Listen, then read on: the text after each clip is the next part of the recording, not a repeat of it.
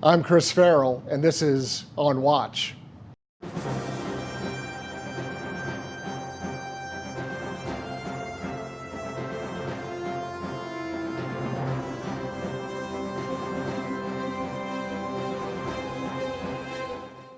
Welcome to this edition of On Watch. We've got an exciting show ahead, so settle in and buckle up. We look forward to you joining us on this episode of On Watch. In particular today, we're joined by, once again, Rachel Bovard, Senior Policy Director for Conservative Partnership Institute. And we're very pleased to have joining us today Derek Maltz, former Special Agent in charge of the DEA's Special Operations Division. Today we're going to focus on national security, a few different aspects of national security. In particular, though, of course, the ongoing crisis at the border and some of the challenges facing us beyond that, because there's the humanitarian crisis that we see and we read about and see images of all the time. But frankly, that's sort of superficial, just a symptom of the larger problem. So we're going to talk about that today. The images that you see highlight a very real humanitarian crisis. No one can discount that. But really, again, it's symptomatic of a larger problem, and it's a problem that's crippling law enforcement and border communities, and there's all sorts of consequences that come out of that. There's more to the story, and we're going to talk about that at length. One of the things I want to do is kind of refresh everyone's recollection of not just the humanitarian crisis we face, but the larger problem. And so we're going to roll some video here in a second that gets behind the headlines of what you've been seeing for weeks and for months, and addresses really the foundation of what's an ongoing terror attack against the United States. So let's please roll the video. What you have here along the border, you have cartels, you have corrupt law enforcement, you have terrorists, and any one of those three groups could turn on you on a dime and kill you, kill your family. 34-year-old Jose Rivas is Juarez's latest victim. He was shot 3 times in the head at point-blank range while he was relaxing in his living room. Do anything that interferes with their business, they'll melt you in a bucket of acid and not think twice about it. We show that video because it reminds us of not just the recent sort of blitz of headlines and imagery and video of the humanitarian crisis on the border, but it really addresses not the symptom, but the cause, right? It takes us to the question of the cartels, of violence that is now bled over into the United States. This is no longer just a Mexican problem or a Central American problem. This is an American problem. And it raises the larger question of the cartels and the U.S. border and our own security. So I do that to prompt you both in regards to really the fundamental question of who controls the United States border. The violent, nasty Mexican cartels control the border. They control all the people and all the contraband that's coming into our country, and especially the poison that's killing our Americans every day at unprecedented levels. And Rachel, why is that so difficult to understand in Washington, D.C.? Yeah, you'd think it'd be self-evident, right? But to Derek's point, the cartels are in firm control of the border, and there's a number of examples of this.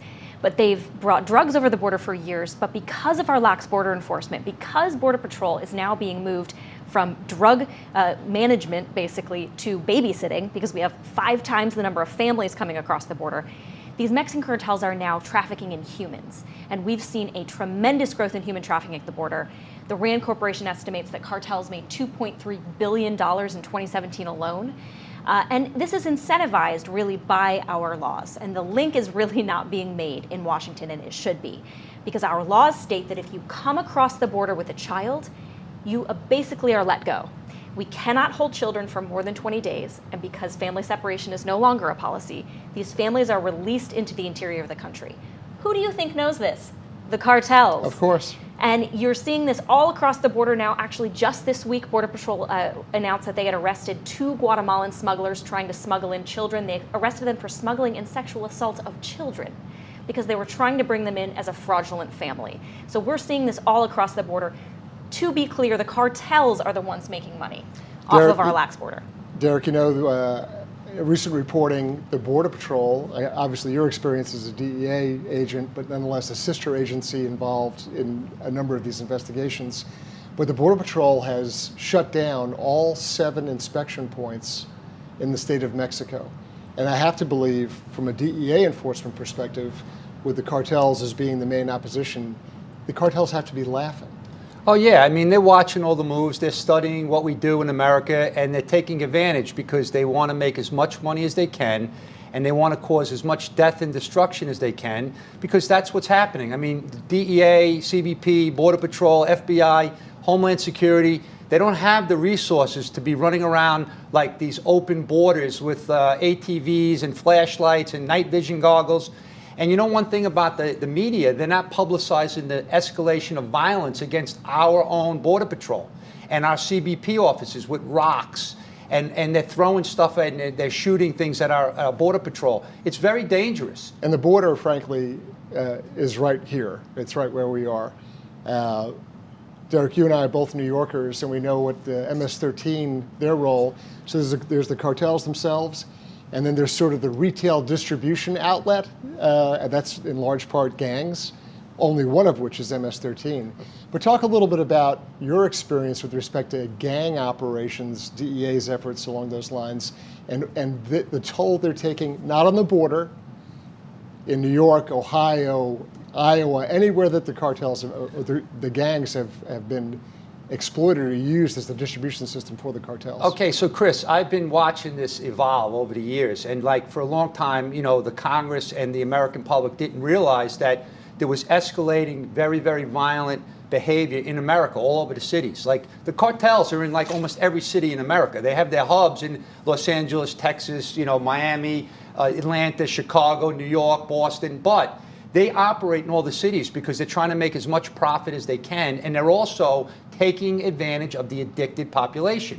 But MS13, their motto is to rape, kill, and control. Just look at the breaking news story this week. 19 out of the 22 MS13 folks that were arrested or indicted out in California, these guys were illegal. And what were they doing? Medieval crimes, like cutting people up with machetes, dumping body parts in the woods.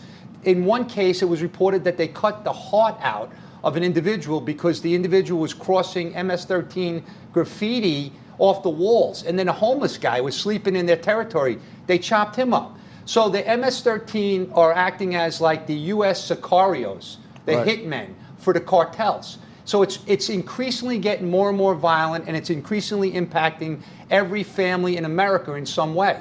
So our Congress has to wake up, and they have to start putting the politics aside, because this is not a political issue. This is a national security, public health emergency.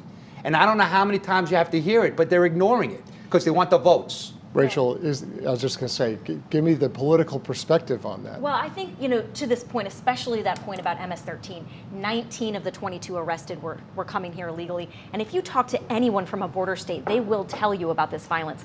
And I think Congress, you know, to a large extent, ignores this problem. You're starting to see members from border states come to the floor, particularly Chip Roy from Texas, Michael Cloud from Texas, saying the cartels are the problem. And for it, Democrats are calling them racist. And I think that has to stop. I mean, this is incredible amounts of violence in our country, perpetuated by an open border. We can't have this political talk. But I think, to your point, both parties have been complicit for years in not addressing this problem. Yes. And I think for a long time you've seen this sort of cartel itself, right, between Republicans and cheap labor and Democrats who want to run on, you know, humanitarian issues, or say any border enforcement now is a crime against and it is interesting that it doesn't always line up to be an R and a D issue, right? Because there's the establishment types out of both parties who are catering to sort of the Chamber of Commerce, cheap labor formula. So there's fissures and cracks, or there's sort of compartments even within the Republicans and Democrats who are just sort of happy to kick the can. That's right. But I don't think, and of course the rhetoric's been jacked up now, where anyone who disagrees with anyone else, regardless of race, religion, ethnicity, background, if you don't agree with somebody, you're a racist, no matter what. But how does that play out as we march towards 2020? Well, I think this is where Donald Trump's legacy is going to be. He has really made the focus on border security, and I think he's transformed the Republican Party into one where they do not ignore this problem anymore. You're seeing many, many Republicans now run on this border security issue. Now, the Democrats have sort of taken the pendulum to the other end. Right. And you're now seeing all 10 Democrats on the second debate stage raise their hand and say they want to decriminalize border crossings. And you're seeing the progressive left in this very bizarre position where they howl about conditions at the border. They say any detention is concentration camps, and they have a problem with it, but they're blocking the funds to actually make it better.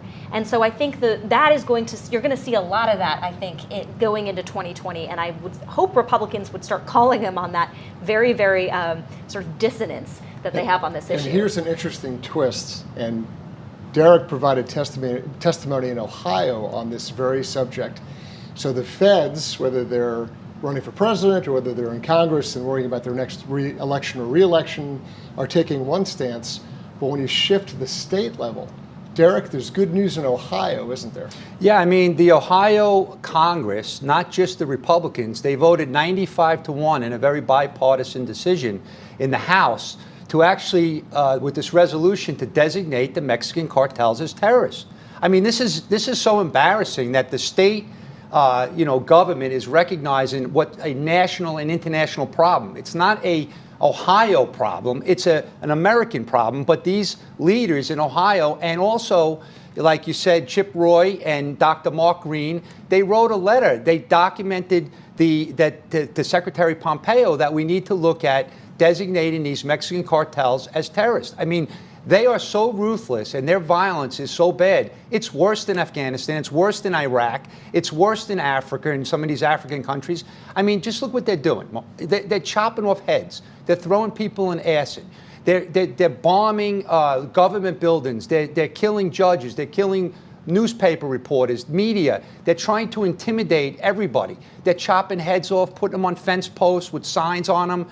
They are every single day causing death and destruction. And by the way, Chris, the murder rates in Mexico are escalating through the roof. And you know what nobody talks about is all the disappearances. Correct. They have the Sinaloa cartel has, like, for example, the stew maker. He dumps like hundreds of bodies into acid, and then they find bones. I mean, this is stuff that we haven't seen anywhere in the world. Yeah. But it's right over our border. But what people are missing, this is not a border issue. Correct. This is all over America. And go talk to the families that are losing their loved ones every day at unprecedented levels. And I think that is the importance of the action in Ohio, because at the state level, and it's a little counterintuitive, because what's a state going to do about declaring an organization a terrorist?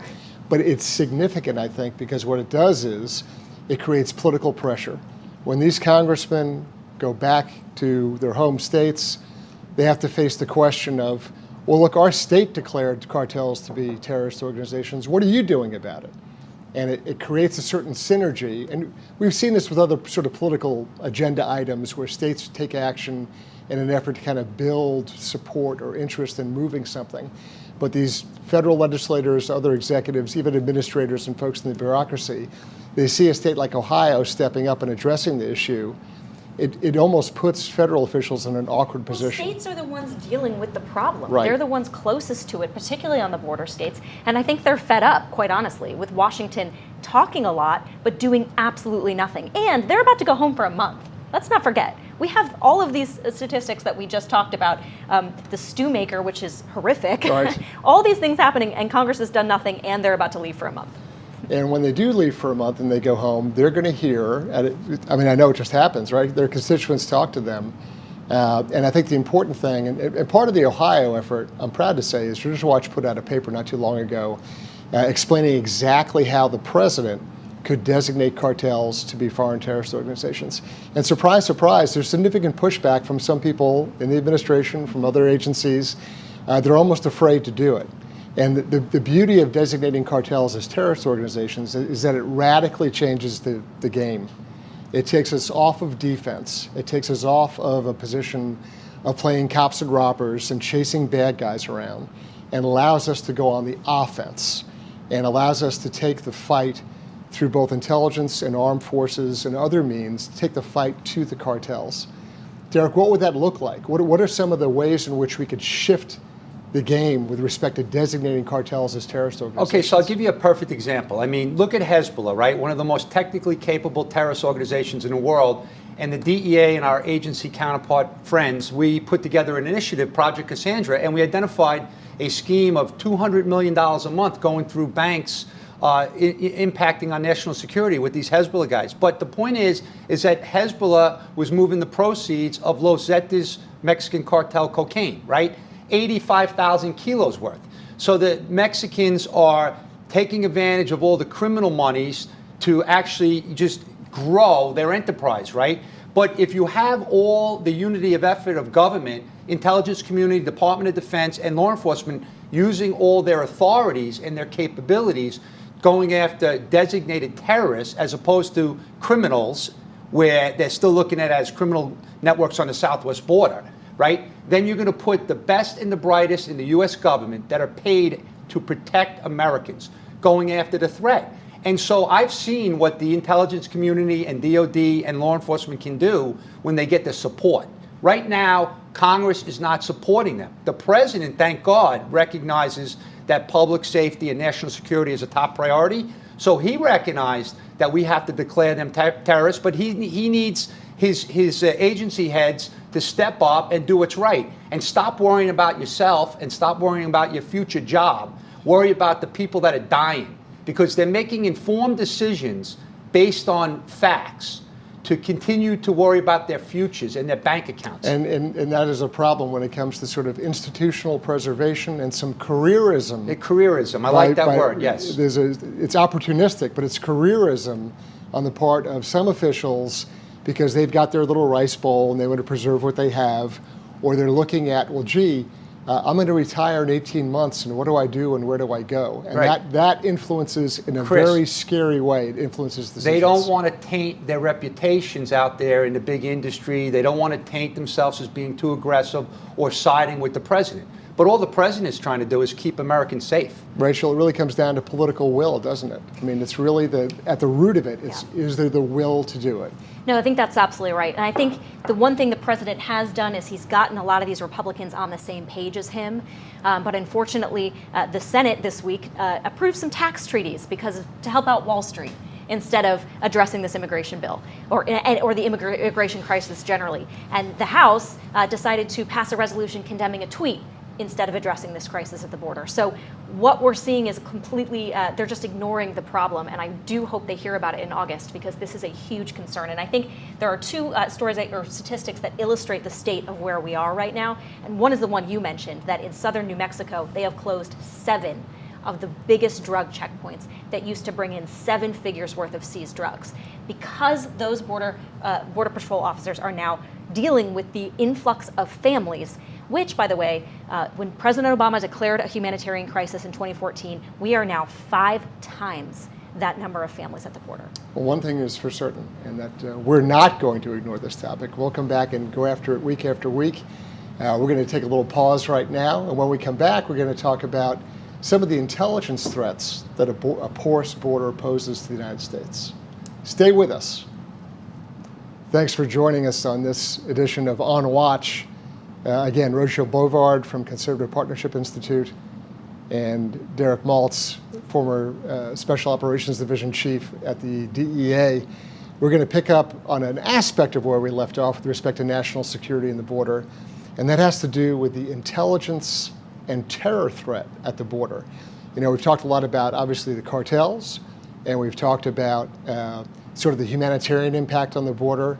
But two things that don't get talked about very much, or they're sort of dismissed really in a very condescending, obnoxious way, at least in my opinion, is what is the intelligence and terror threat on the border? We've got this incredibly porous border. I can tell you that Judicial Watch has conducted a 7-year-long investigation in the El Paso area looking at all sorts of public corruption, law enforcement officials, the drug cartels themselves, of course, human smuggling, drug trafficking, a wealth of issues. And the thing that always strikes me, and I know this from very well-placed, very well-informed sources on both sides of the border, is that there's an entire process in Mexico where Mohammed becomes Manuel. That's the expression that was used with me. That's not my cultural insensitivity. That's the remark that was offered to me. And we know, and there's been substantial documentation from records we've obtained through litigation. We've sued to get records at the State Department and other law enforcement agencies And the State Department, in fact, produced a record to us noting how they knew that there were two cells or two organizations operating in Juarez that specialized in moving what they referred to as Arabs, that was their language, across the border into the United States. And the way that it was explained is, look, a guy arrives, let's say in the port of Tampico, Mexico, and for about $1,500, he gets legitimate Mexican documentation. Driver's license, they have a voter identification card in Mexico that we're not capable of implementing. And then he moves essentially for training. He gets language, culture, clothing, all the sort of tools to be assimilated into Mexican society. And then eventually makes his way to the border.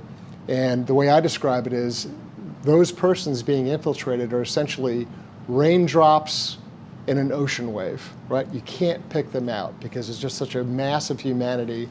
How would you pick out this one particular individual based on clothing, language, et cetera? All the sort of screening things that our agents do. So that's one aspect of it. And we know also that the chief of Al-Qaeda in North America, a guy named Adnan al-Shukr Juma, who now is reportedly deceased, thank goodness, but he flew into a small community airport outside of El Paso to organize a terror attack in Chicago back in 2009. This is the worst kept secret in federal law enforcement.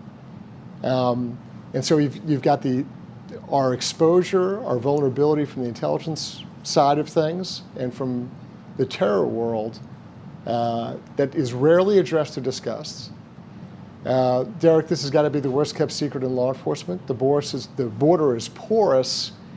What's the sensitivity? What's the awareness, do you think, of the exposure that we face? Well, for one, like they fixate on these statistics at the POEs, right? The ports of entry. Yeah, the ports of entry and, you know, the border, we don't need a wall, but we have no idea what's coming across the border in the middle of the night. There's not enough resources. The poor, like Rachel said, the poor resources are babysitting. They're focusing on these massive amounts of people that they're trying to process, and they're not out there on the border, and the people are walking across, so we have no idea who's coming in. But the issue becomes that these people then go to the cities in America, they set up their shops. Look at Ali Karani, for example. He was convicted in New York City. Great job by U.S. law enforcement, but he was here on behalf of Hezbollah, looking at JFK Airport, looking at different government buildings, the FBI Federal Plaza, and they're looking to take action in our cities.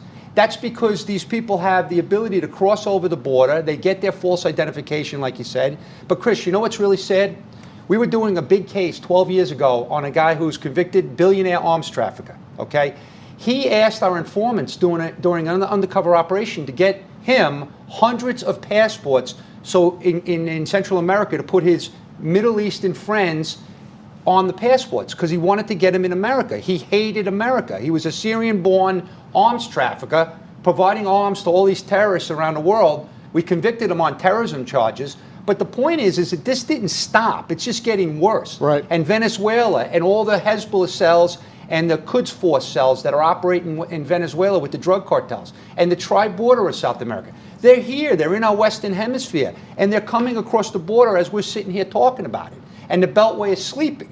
And so this is a problem. And when something bad happens, then they're going to want to blame the FBI or the Border Patrol or President Trump when they did nothing to support the overall initiatives. The old expression is that we have to be good or right all the time, and the bad guys only have to be exactly. right once. Well, I think this just underscores the entire point is, what do you expect? Of course this is going to happen. When you leave thousands of miles of the border unsecured, you take the people whose job it is to actually secure those parts of the border and you move them to processing 5 times the amount of families that we've seen in 5 years.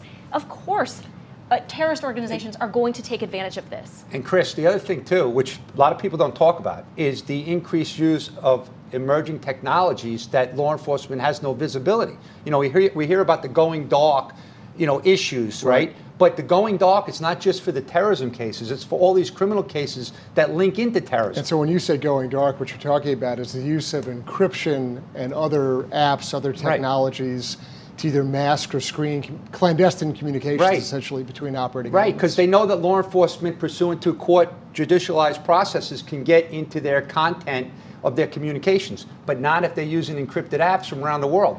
But Congress is sleeping on that one as well. So when something bad happens, they're going to look to blame, like, why didn't we stop that? Because you're not doing your job. It's not going to get better. And there's knee-jerk institutional resistance. We reported a couple of years back, and our sourcing on this was actually Mexican. We had both Mexican law enforcement and Mexican army sources tell us that they had stumbled across an ISIS cell in a district of Juarez called Anapra, which is out to the west side of the town. The dirty little secret is actually it was law enforcement and army, Mexican army, fighting over control of the turf. It wasn't like they were running a joint operation. They were actually competing against each other. That's an internal Mexican corruption issue. But nonetheless, they came across a cell and they said, who are these guys? They're not paying you and they're not paying me, so who are they? And that's sort of the backstory of how we discovered this. When we reported it, it made the FBI in El Paso incredibly nervous. To the point where we know from, again, informed sources on both sides of the border, that FBI officials crossed into Juarez, went to the American consulate there, and held a separate meeting. And they had two objectives to the meeting. Number one, knock down our reporting, claim that it was ridiculous and hysterical and exaggerated when it wasn't. That's why they wanted to knock it down. And then number two, find out how the heck did Judicial Watch find this out? How did they know that this was going on? So, ask yourself, is that a legitimate law enforcement response to an unfortunate tidbit leaking out? It's not.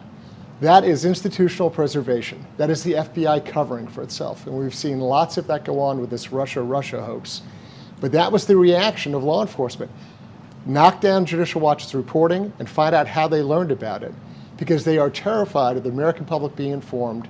And this is common sense, right? Don't you think that terrorists would wish to use a porous southern border to conduct scouting, recruitment, training, and then launch operations? Of course they would. And so when you report something that's so self-evident, right. And the only reason we had the reporting is because of Mexican sourcing, why would they go to such great lengths to try to minimize, marginalize, controversialize reporting that was accurate and truthful?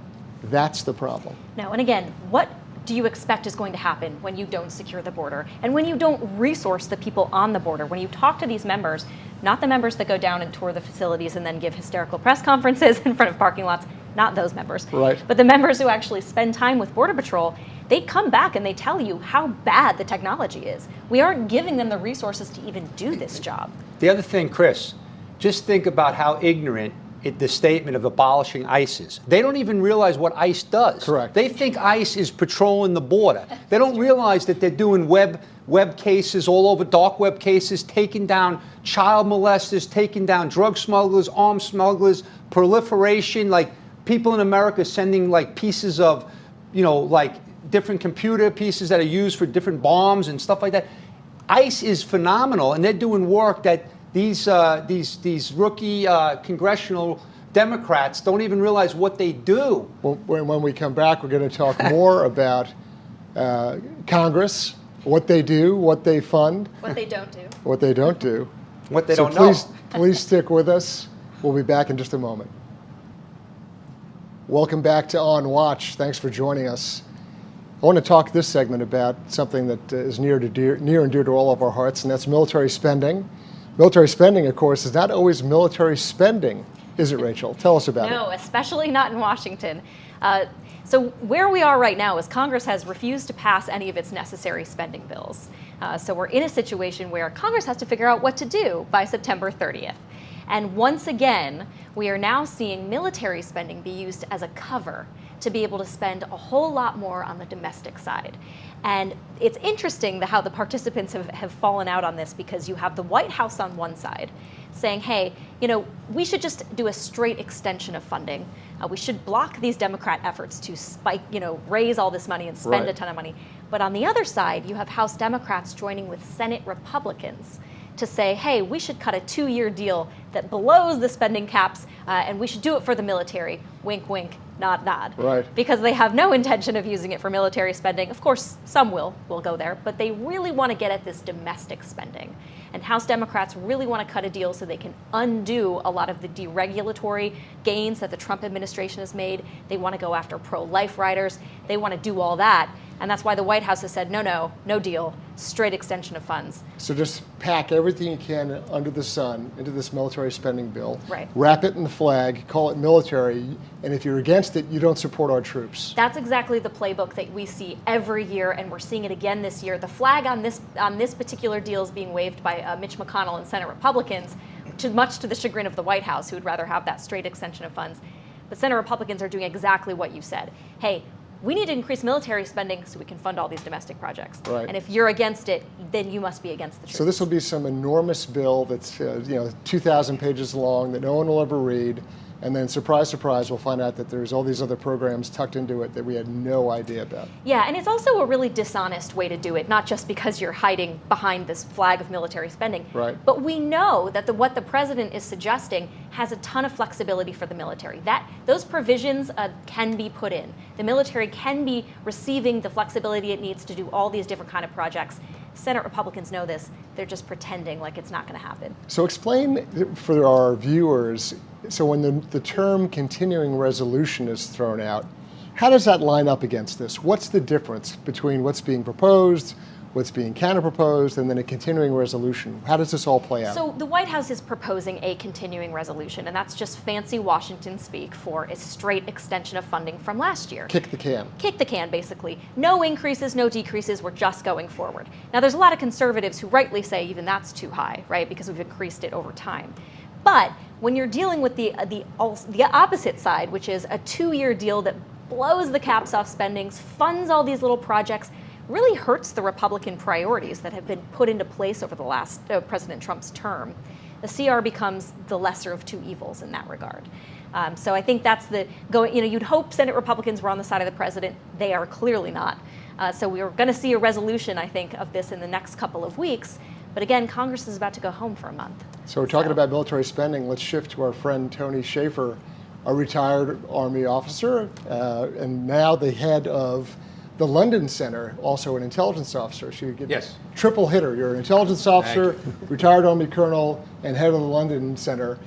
Tony, when you hear about military spending, jam-packed with all kinds of stray cats and dogs and then wrapped in the flag, what's your gut reaction as a former Army officer? Well, it's a shame, and I think, dare I say, anti-American. We have seen the use of these political programs intertwined with defense programs for a while now, where everybody wants to get their issue attached to a legitimate budget line items, and I think this is where we need to draw a line. I look back at the Reagan administration for a solution.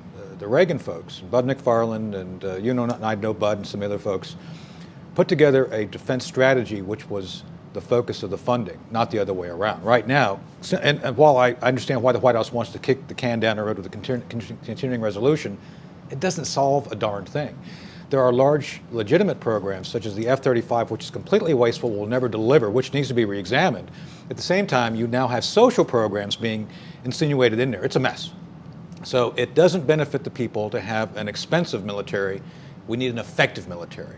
And one of the ways you make that military effective is you establish an understanding of threat, you establish capabilities to defeat that threat, and you fund that. And we ain't anywhere in the ballpark right now. Not even close. Not even close. And what'll be interesting to see is whether there's some sort of gamesmanship, some brinkmanship as we come to the end of the FY. There'll be the threat of what? Another government shutdown, right? That's right. And there'll be all sorts of finger pointing and trying to come up with blame game and blame strategy.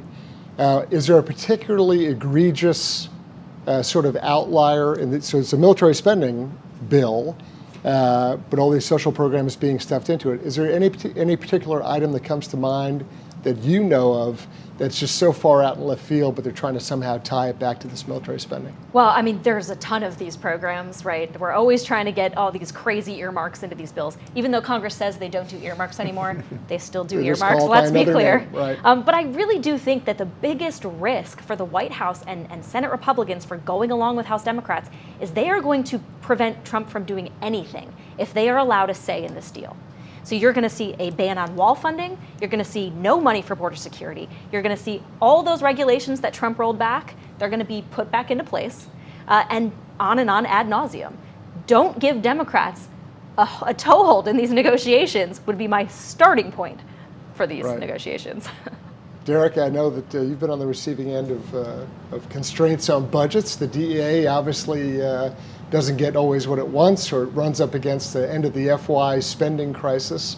I can tell you that in my own experience, there are people that were frantic at the end of September because the idea was use or lose, right? Oh, yeah. We've been budgeted X amount of money, and if we don't spend it by the end of September, Exactly. and I've seen wasteful spending and crazy, crazy ideas signed off on just because of this use or lose mentality, whether it was the military, whether it was defense contracting, whether it was in your case the DEA or Department of Justice.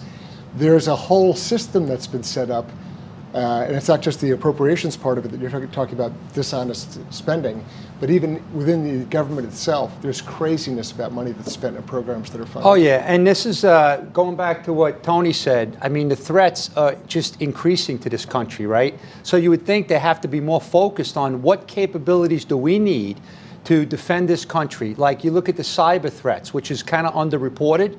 Maybe that's a good thing. But like right now, as we're sitting here, I'm surprised the lights aren't going out because they have control of our lighting, our financial industry. And these cyber armies that are around the world, it's not cheap to get this funding, but you have to understand the threats first, and we don't have the expertise in some areas. And I'll tell you, Derek, among other issues that are unaddressed, you can almost be sure that the military spending that Rachel has written about in a great article, those are the items that will not be addressed. Yeah, I know, that's the sad part. It's very devious, too. So stick with us. Publicly elected officials. Stick with us. We'll be back with more On Watch in just a moment. Welcome back to On Watch. I'm Chris Farrell with Judicial Watch. And again, we're joined by Rachel Bovard, Senior Policy Director of the Conservative Partnership Institute, former DEA Special Agent in charge of the Special Operations Division, Derek Maltz, my friend and colleague, Colonel Tony Shaeffer, president of the London Center. So folks, I want you to put on your predictor cap, your thinking cap, and let's look out to the 2020 election. We've talked about all different forms of threats to the country, threats to the nation, whether it's foreign threats with respect to the cartels, drug trafficking, human smuggling, MS13. We've talked about military spending, all these issues relating to national security. I want to touch on something that doesn't get a lot of attention. There's been some sensational video on it in some reporting, but I want to talk about domestic terror. As we march up to the 2020 election, my own feeling is we're going to see an exponential increase in craziness. And when I say craziness, I'm talking about not just weird behavior, but actually real violent threats to persons and property. So look ahead. Imagine the walk up to the 2020 election. When it comes to domestic terrorism, how about sort of the violent acting out of groups like Antifa?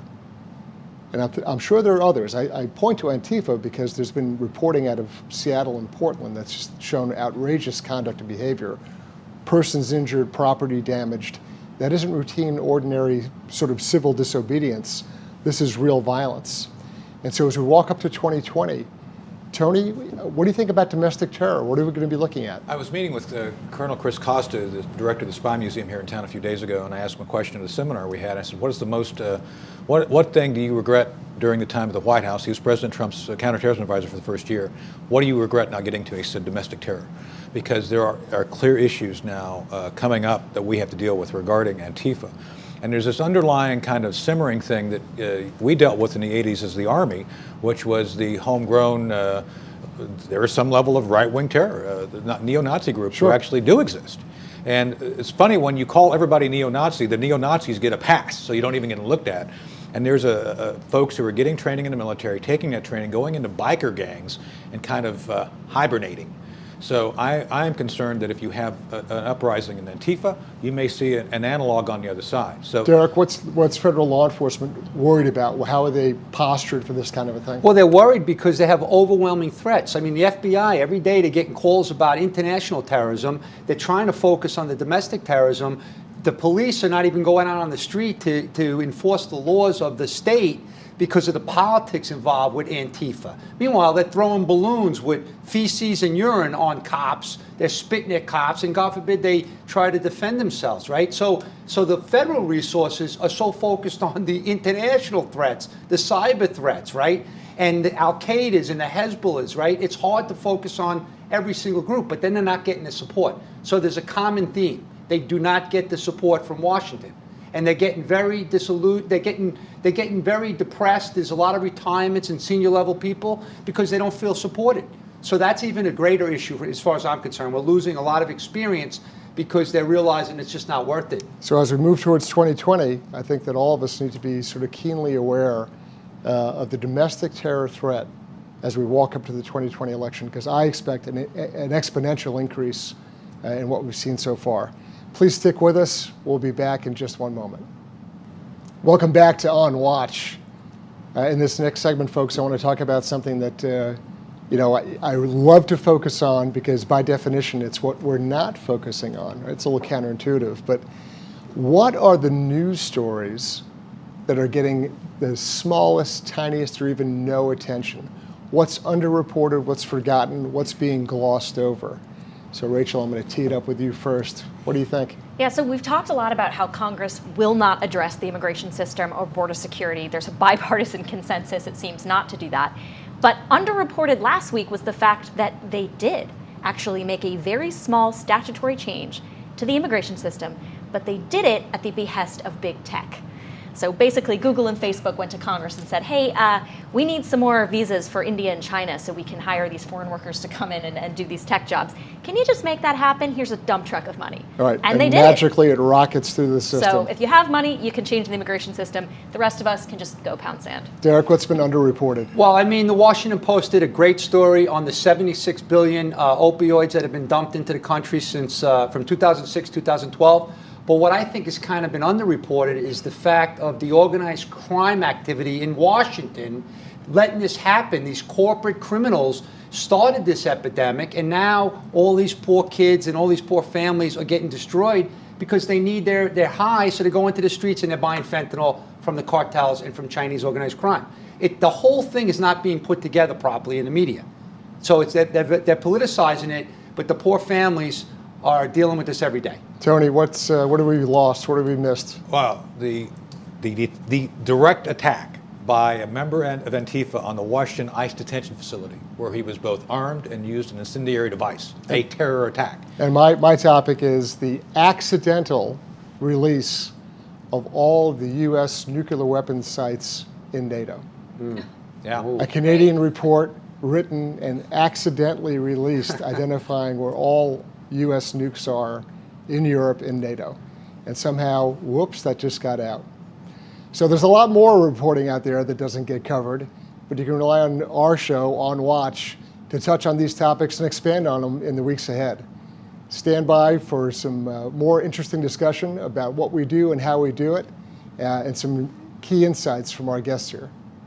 Welcome back to this edition of On Watch. I'm Chris Farrell with Judicial Watch.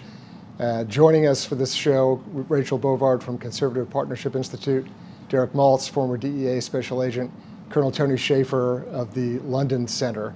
You know, we've had a lot of interesting discussion about national security generally. We've talked about the border, we've talked about the humanitarian crisis, the Mexican cartels, and the incredible influence they have, essentially running, really controlling our U.S. southern border, the impact on local communities who really end up paying the bill on all this, and as well as sort of the intelligence and terror threat that the unsecured southern border faces. I think a fascinating part of our discussion really has been the military spending bill that Rachel brought up, and how all sorts of evil little things are tucked in there, wrapped in the flag and rolled out as being something that's really a question of patriotism. Either you support this bill or you don't, you're against the troops. Tony, earlier when we were talking about the intelligence and terror threat, it's difficult in a short segment to really compel or make a compelling case for just how dangerous the porous southern border presents as an intelligence and terror threat. I want to come back to that just for a couple of seconds and talk about what's your greatest concern with respect to our southern border and the intelligence/terror threat. Well, if I'm going to speak purely as an intelligence officer, one of the things we should have done 20 years ago is actually examine Mexico as any other threat territory. Do something we call intelligence preparation of the battle space. Sure. You actually do a deep analysis of culture, terrain, capabilities, technology, everything else, and you actually come to understand the threat, what's there. We still don't. And what we need to do now is take and do this, because it's not simply about immigration, it's not about migration, it's not about whether we should be giving asylum or not. It's about what is in our interest as a nation to protect ourselves from. We already recognize the drug issue coming through the southwest border. We don't even know what's going through. If not for Judicial Watch, we wouldn't know about the terror cells along the border. So, gee, isn't that the government's job, not yours? No offense, Chris. You guys do a great job, but I'm saying that's someone else's job, but you're doing it. So this is where we have to refocus the resources properly to align, to just understand. If you don't understand, what you don't understand will definitely come back and bite you, as we've seen several times in our history. I think the greatest point, and I'm prejudiced, I'll freely admit this, the greatest point with respect to changing the circumstances, the conditions on our border, are to declare the Mexican cartels to be foreign terrorist organizations. No doubt. It radically changes the game. Derek and I were speaking about it earlier. We talked about an initiative in your home state of Ohio to do exactly that. To me, that is the single greatest decision that essentially, with the stroke of a pen, the president could effect. It takes us off of defense, puts us on offense, and it changes everything about the border, whether it's contraband, drug smuggling, human trafficking, the cartels. It just radically changes the game, and it's the single strongest option that we could take going forward. And I think the impact, again, it always goes back to what Rachel and I were discussing earlier with respect to political will. Is there the political will to do it? Is there a downside? I mean, who's afraid of doing this? Rachel, do you have any particular insight as to who would really be at risk by this? Well, I think, the nature of the debate has now changed, because Republicans will say, hey, we need to secure the border, and Democrats call them racist, and Democrats say you hate everyone. So, I do think Republicans now have to overcome that, and I think a lot of them are scared by that talking point, and I get it. It's a difficult one to overcome, but they're going to have to make this argument going forward. The communities that we talked about that are being directly impacted by this aren't going to stand, and they're going to be very impatient about members who go to Congress and don't have the political will or the courage to stand up and say, no, the cartels are ruining our country. We have to do something about it. I know that I hear back from Judicial Watch supporters all around the country, whether they're writing into us or they're out doing a public speaking engagement. The resounding theme is the question of border security and immigration. And when I proposed this idea of a foreign terrorist organization, the feedback that I get, and I hear it from all sorts of folks, it's not just Judicial Watch supporters, but others as well who are sort of active in the issue and the topic. They think it's, in a sense, the strongest action that could be taken, but probably also the most effective one. So listen, as we wrap up this edition of On Watch, I want to thank each and every one of you, Rachel Bovard, Conservative Partnership Institute, Derek Maltz, for your very fine, excellent service to the DEA, trying to keep America safe, and Tony Shaeffer for your military service, your work as an intelligence officer, and now as the president of the London Center. All three of you, thank you very much for joining us. Thank you for joining us at home. We appreciate your time. We hope that you enjoyed our show, found it interesting, compelling, and newsworthy, that we're covering stuff you don't hear elsewhere, and we're covering it with greater depth, greater clarity, and greater insight. So thanks for joining us. I'm Chris Farrell on Watch.